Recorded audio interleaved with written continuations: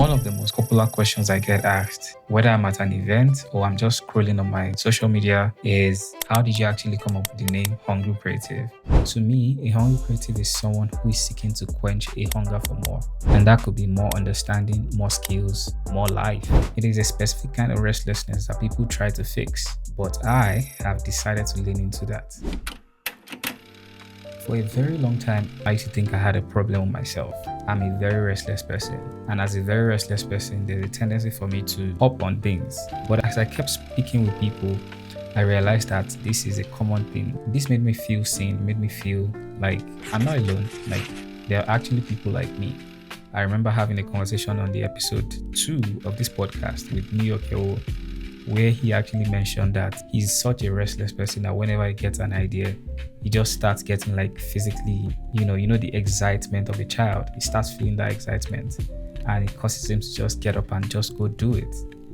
And the same excitement that I feel when I hear of a new concept or a new idea of something that I think I'm curious about or I love, the same excitement that I feel and I hop up and I just go on and start exploring it is what has brought me here. But I feel that this is now something that has encapsulated everything that I've been doing essentially, because the other things are not like conversational projects, they're not like community-based projects, but this feels more like something I can enjoy doing and I won't feel like I'm burnt out from doing it. I'm a firm believer that we don't have to be confined to one thing. In fact, society has made us to think that we are actually supposed to be confined to a certain career path, whether that's what you studied in university or what you started doing at some point in your life and you eventually went on and built a career out of it. The truth is that we are not supposed to do just one thing. The human life itself is a combination of different skill sets. You have to learn different things at different stages in your life. So in the same vein, why are we confined to be only one thing? My summary is that you can absolutely do whatever you want to do. I'm a living proof of that. I went into architecture school, studied for 7 years, but I hardly practiced. But that knowledge and that experience, is it actually lost? I don't think so. Because I've had to apply some of the lessons of architecture school essentially. I've had to apply them whether in life or in other things that I've now picked up along the way.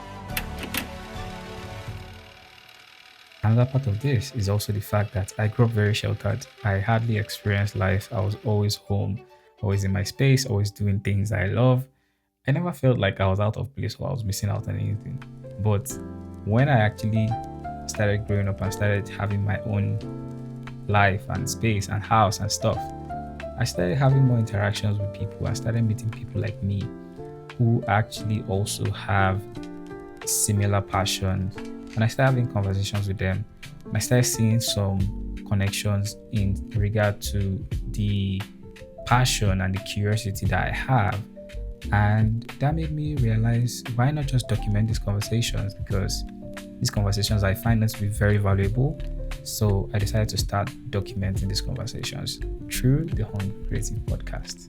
So essentially, the Hungry Creative Podcast exists to host deep conversations on creativity, the grit, the grind, the transitions, the curiosity that keeps you going, the passion of a creative. And this is not a designer podcast. It's not specific to a certain genre or a certain career. It is for anybody who is passionate about something and is curious enough to be asking questions and be wanting answers to those questions. And it's just on a journey to find answers, whether to find themselves or to just understand life and understand how people go about life, how we make strides in life. Yeah, that's really what this podcast is about. We've had conversations with people that are not necessarily designers, but again, the subject of creativity is a bit subjective. It's largely subjective because we tend to categorize creativity as something that has to do with design or curation or art. But the truth is that creativity has no bounds. Like there's no confinement to creativity, because the actual definition of creativity is coming up with ideas, like creating something from the word create. In the same vein, professionals who like tackle problems, managers, product designers, product managers, business managers, lawyers, doctors, nurses, accountants. These people also solve problems in their industries. And the art of solving problems is also a form of creativity because at the core of it, creativity is a form of, or design is a form of problem solving. So we can't actually say that these people are not also like problem solving professionals. So essentially, they are actually creatives as well. It's just society that has a way of tagging everything in a certain way. We are creatives, we are designers, we are something. Maybe everyone is actually a designer in a sense, but not in the way everyone thinks about it. I get asked a few questions and I wanted to use this opportunity to also answer some of those questions. And one of them is, how do you stay consistent as a creative? Number one thing for me is actually do what you enjoy. The most important thing above everything else is to do something that you really, really love. Find fun in it, whatever that is, whether it's in content creation, whether it is in writing, whether it is in design, whatever it is, treat it as a hobby rather than a job. Number two, use frameworks. As human beings, we have the tendency to actually drift and to be confused or to be distracted. But I found that using frameworks is a very important and very useful way to go about it. And you might ask, what does that mean? For example, you have a system where you put time slots that you assign to do certain things. For example, if you're a producer like myself, you are a designer or you are an artist, have certain time slots in a day where you know that you must do something like this and you put that on a routine. Also, you keep yourself accountable by also having a system that makes you publicly scrutinized in a way. Let me explain this. So basically, building in public. So if you struggle with discipline, I believe that building in public is much better for you because at the end of the day, building in public is a form of accountability. And when you put yourself out there, for example, in my case, I had to put a cadence to these episodes. All right. I said I'll be releasing a new episode every other week. So bi-weekly. So come rain, come shine, I must produce a new episode every other week. That makes me accountable to not just my community, but also to myself. Batch creating is also a form of strategy to ensure that you're able to manage your stress, your workload. For example, you can produce like 5 episodes within a month when you're supposed to schedule just 2 episodes in the month. That way you also have 3 additional episodes that could go out in the next month. And then that allows you to do other things that are also equally important because life goes on. Number 3 is don't seek perfection. Perfection is a myth. In fact, when you're about to start something, the biggest hurdle you have to surmount is that fear that what I'm doing is not perfect enough. It doesn't look great enough because I've seen something that is better. So I'm not going to put my own out there because I don't know what people are going to think about it. Just leave all that aside. There's something that I also learned from Nee, who also mentioned that something called reductionism. And he mentioned reductionism as a system to get his ideas from a big idea to the very smallest way of shipping the idea. When you're about to launch a project, you do not want to be stuck in that cycle of perfection and you're trying to like refine it. You're trying to make it better. You're trying to get the best equipment or whatever it is, or you don't know how to go about it, so you just stay stuck there. No, the best thing for you is to start just putting whatever it is together and then just ship that first idea, just ship it out as rough as unrefined as it is. And then you build momentum from doing it again and again. So do not seek perfection. Ship your ideas fast, iterate, and then refine, and then you can launch. Number 4 is participate in life.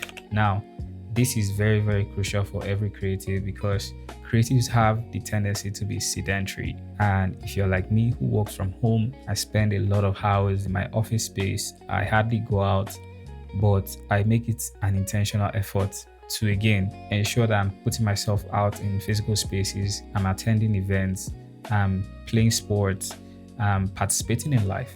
So what's my point here? You can't give out from an empty space. Like, you can't pour from an empty jar. You need to fill yourself first before you fill others. Whatever you do, make sure you are getting good sleep, you're eating well, and you're also participating in life. And that way you are able to have a balanced life, because when you get enough sleep, then your brain is alive, you're able to perform better, you are not under too much stress, and you don't also burn out from overworking yourself. Number 5 is get help.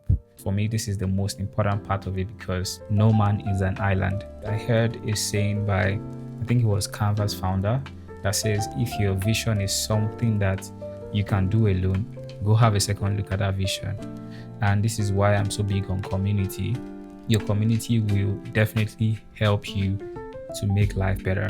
So lean into your community, ask questions, and seek help when you need help. About 3 weeks ago, I made a post on LinkedIn asking that I needed help. I needed volunteers to help with the work that we do here. We have a lot to do.